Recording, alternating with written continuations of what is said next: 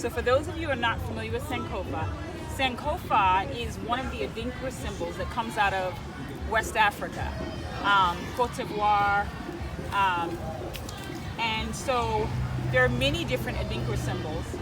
And Adinkra symbols are really, they're funerary cloth that you give to your departed. So when someone passes away, the loved one is given an Adinkra symbol, and they're all different kinds of symbols. So there's Sankofa, and Sankofa means, if you look at it, which way are the feet pointing on the bird? Forward.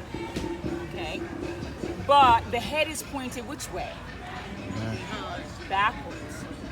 So the symbolism for Sankofa is that in order to know where you're going, you have to know where you've come from, where you've been, okay? So it teaches us to reach back and fetch our history and our culture, because those pieces of us in our past are why we're here. They're who we are. I tell people all the time, you know, our great-great-great-grandmother and great-great-great-grandfather live within us. I mean, their DNA is within us, their blood runs through our veins. We're connected to them. Even the ones who perished in the Middle Passage that we don't know who they are, we're connected to them. So it's very important. So the notion of Sankofa is return and fetch it. Return and fetch your history and culture. So part of what I do with Sankofa is I like to unearth, my background's anthropology, I'm an anthropologist by trade, and African American studies is my specialty. And I like to unearth or excavate untold history. Everything from Katherine Johnson. I've worked with Katherine Johnson. We did you okay? We did a bench project for her in downtown Hampton. If you go over there, there's a bench in her honor. You need some water, my love? Yeah? I wish I had some for you. I actually don't have water, but would you like a mint? Would that help? Yeah. They're strong, they're the Altoids, but can't have you coughing. Got it. So, untold stories. Untold stories. One of the biggest untold story that I tell is around the Middle Passage. And the Middle Passage was a journey that was 5 to 12 weeks. Our ancestors were on a journey, which was horrific. And the truth of the matter is that this story is not told. People always talk about slavery. First of all, we talk about slavery as if it's the beginning of our history. It's not, okay? In the same way you live, you go through, you know, you're a baby, you go through adolescence, you go through mid-20s, 30s, 40s, 50s, right? You have a life. There are different things that happen to you on that timeline. Slavery was something that happened on the timeline, but it's not the beginning of our history. It's not the start of who we are. It's something that happened to us on the timeline. Okay, so I often tell people our history goes before and beyond slavery, which was horrible. But what they don't tell you about slavery, we talk about the plantations, we talk about the lynchings, we talk about all these terrible things that happened, but we don't talk about the ones that didn't make it. We don't talk about the ones that perished in the Middle Passage. Millions of Africans were taken out of Africa that never made it to the destination. So they fought on the enslavement ships. They fought on the shores of Africa. They fought on the death march, walking down from the interior. They resisted enslavement. We didn't just, say, sure, take us. We fought back. But there's never been really a ceremony or anything to honor those people. So remembrance is that. Remembrance says, you know what? Millions of our ancestors, we don't know their names. We don't know who they are. We don't know if we're connected to them or not. But what we do know is that they were taken, they lost their lives, and we're connected to them. And so because of that, we want to honor them. So annually we come together at Buckrow Beach and we honor the millions of Africans who perished. I often say that these are the Africans that the world forgot. And there's a lot of things in history that has been forgotten, right? Virginia Woolf once said, anonymous in history was usually a woman, okay? So if you read something and it says anonymous, it probably was said by a woman. And that's to say that a lot of times gender played a role in that, right? Women were not afforded opportunities to sit at the table.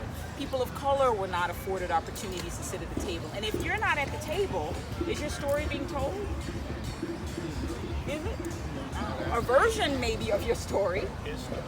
Right, his story or her story, but is your story being told?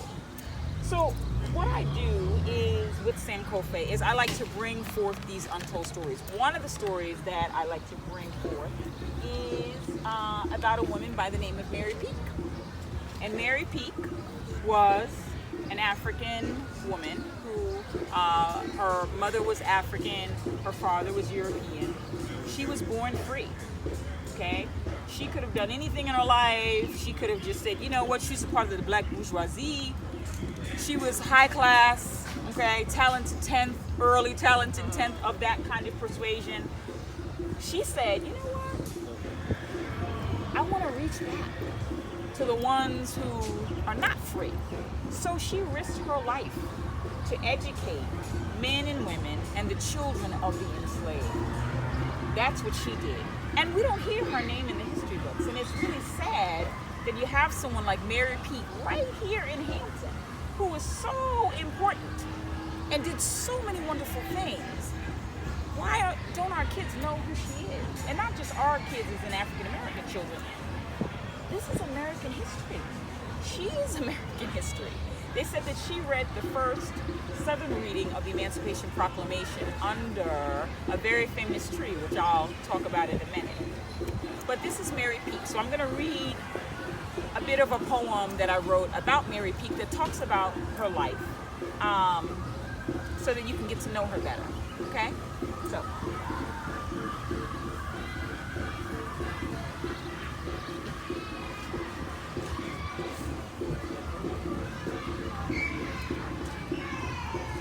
Okay.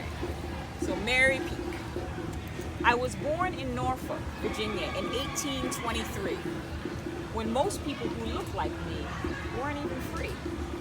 It's important that I mention that most who look like me were enslaved, because it's part of the reason why people say I was so brave. I was born Mary Smith Peale, of an English father and an African mother whose status was free, which meant I was afforded certain liberties. My mother believed in education, and I was considered part of the black bourgeoisie. I was sent to Alexandria, Virginia at 6 years old so that my education would be complete. I studied 10 years at a colored school, dressmaking, reading, arithmetic, and needlework. I was very fond of the Bible's word, and I could recite a mini verse. And even though my status was free, I was very aware of the state of the land, that freedom and equality were luxuries that I had, but were not granted to every woman and every man. Across the country, revolts were happening from South Carolina, New York, and the Florida Everglades. Africans were resisting. Say that again. Africans were resisting and fighting back. They said no to being enslaved. To punish Africans for insurrections, enslavers created new rules. They made up laws that restricted Africans from being educated and even going to school. I knew in my heart that these laws were unjust, for I knew wrong from right. I believed I could make a difference and education would be my fight. I returned to Norfolk at the age of 16. I made a living as a seamstress making clothes. And it was during that particular time that my life began to unfold. Nat Turner turned Southampton community upside down and on its ear.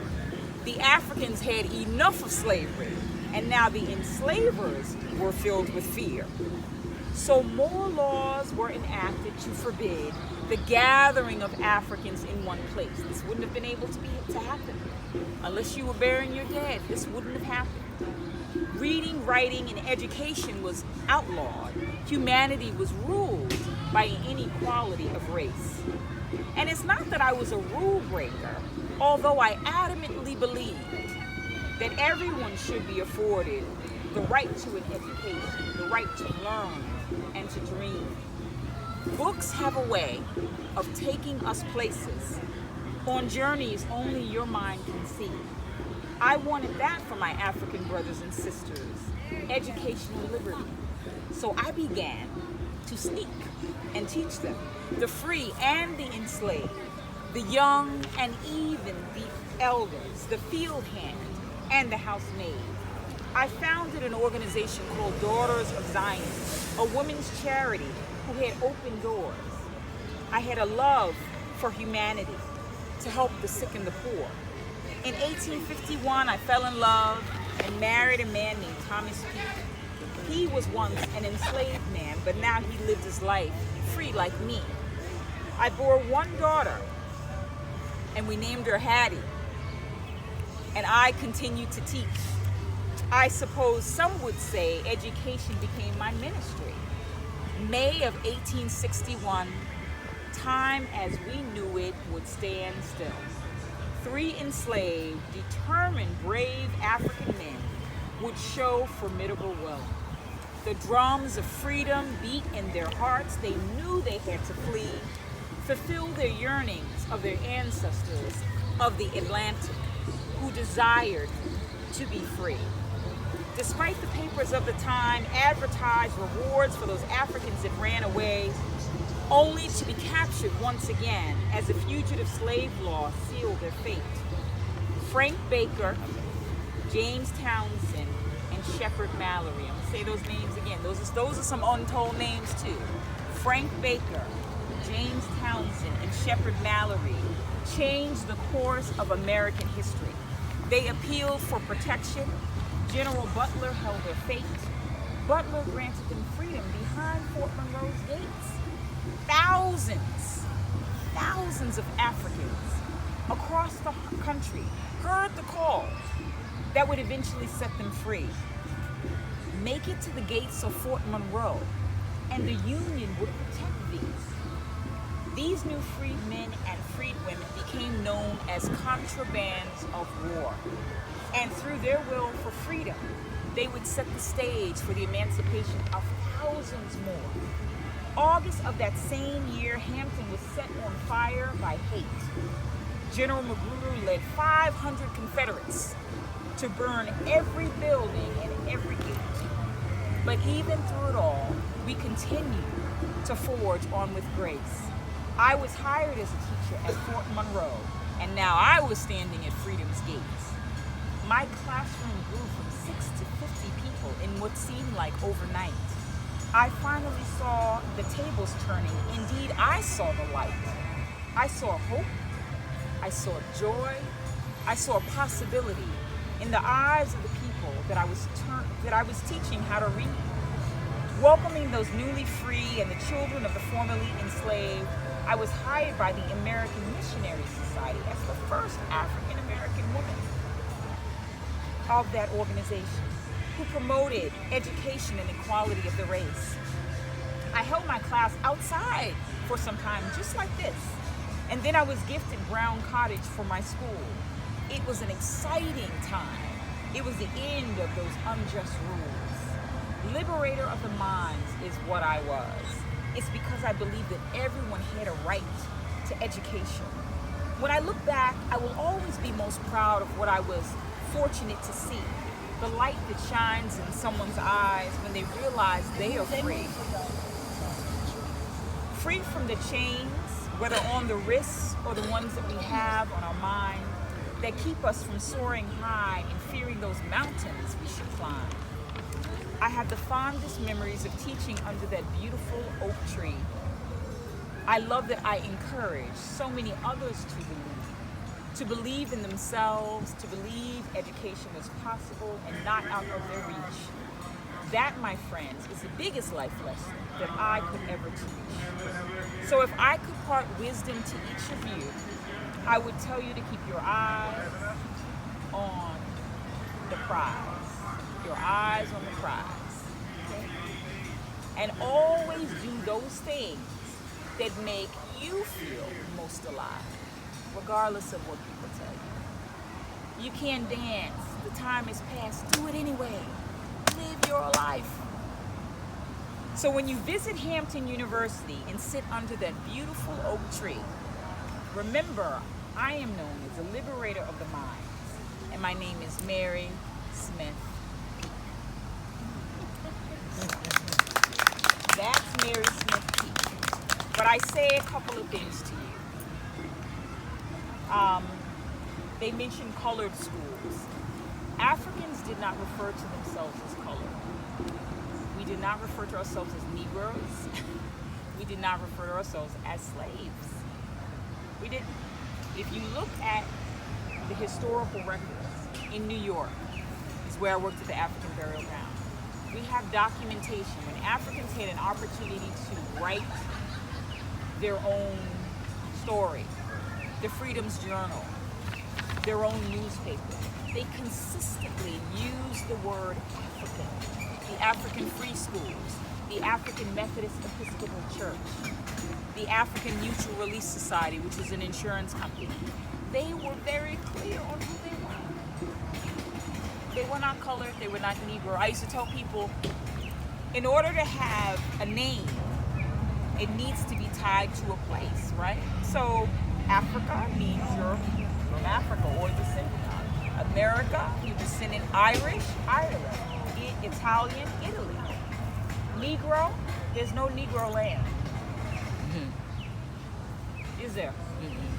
It doesn't tie you to a place, a physical, tangible place that you can touch and say, this is my home. So I always like to tell people when I do talks, think of the people who came before us and let's give them the respect that is due. Let's not refer to them as slaves. If you refer to them as, if we're going to talk about slavery, say enslaved African. Give them their name, right? Because slavery happened all over the world. Europeans have been enslaved, Asians have been enslaved, Spanish people have been enslaved. So when you say slave and people automatically think of people of African descent, that's a problem. Our history extends what? Way before slavery happened. So how is a term like slave synonymous with us? It doesn't make sense. So if you're going to refer to Africans, I tell everybody, say enslaved African, because you're talking about the condition that happened to them, right? Or captive, that also defines, speaks to who they were. But give them their culture back, Call them as they call themselves. They call themselves Africans, so we should call them Africans. They were very clear about their identity. But I encourage you, stories like Mary Peale, these other stories that are hidden, we need to unearth them. This is important history for all of our children. All of our children. I always tell people, I want all kids. I was doing a presentation in Fort Monroe one time, and someone said to me, oh, this is African American history. And I'm like, well, it is, because you're dealing with African Americans, but this is American history. Mary Peale is a story of a woman who was an American woman. Where's her picture? I dropped it. Here it is. This is Mary Peale. She taught enslaved and free Africans how to read and write. She risked her life to make a change. And she's important, and she should be in the history books. And we have to demand that these kinds of stories, because history hasn't done a good job of reflecting all of us who've contributed. It's not just one group of people, right? It's not just one gender. Women have done amazing things. Women hold up half the sky. We birthed the nation, literally. Those of us who choose to use our bodies in that way, right? So we need to be holding these kinds of stories of Mary Peale, Katherine Johnson, Frank Baker, James Townsend, and Shepard Mallory, the men of the contraband. Those men set the stage for the Emancipation Proclamation. So I will leave you with that. I have word search. I love word search. I don't know if you do, but it's fun. So everybody take a purple one, pass them back. That has some information about what we talked about today. And then also the ceremony of remembrance, which is going to be on June 8th. If everybody can take one and pass them back, or just take one and give to someone. Remembrance honors, as I said, our ancestors who perished in the Middle Passage, who never received a proper burial. So we come out on June 8th annually to, well, every year it's the second Saturday in June, so each year it's a different date, but it's the second Saturday of the month in June. This year it's going to be June 8th, and it's a beautiful, beautiful, beautiful ceremony honoring the ones that never got a proper burial. So we put flowers in the water because it's their watery grave, really is what they call it, the watery grave of the Atlantic. So, but I thank you all for coming and sitting with me under the tree. This is very Mary Peake-ish. She would sit out just like this and have class with her students. And like I said, risk her life to teach other people. She could have been somewhere else, living her life high on the horse, right? But she didn't. She said, you know what, I'm gonna do what? Like Sankofa. She's like, I'm gonna reach back and I'm gonna help the ones. So the thing that I want to leave with you is think about the ways in your life. I know each of you has some talent or has something that you were given to give the world. And you've been sitting on it and you haven't explored it and you think it's too late or you're scared. There's only one you, unless you believe in reincarnation and come back as a butterfly. You're the only you we have. Yes, my love. I see you with your glasses on. What do you want to do? What's your gift to the world?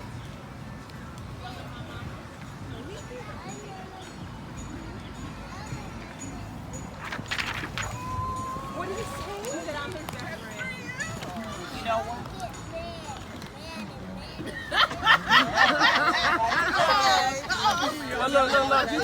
You can see the face. He did the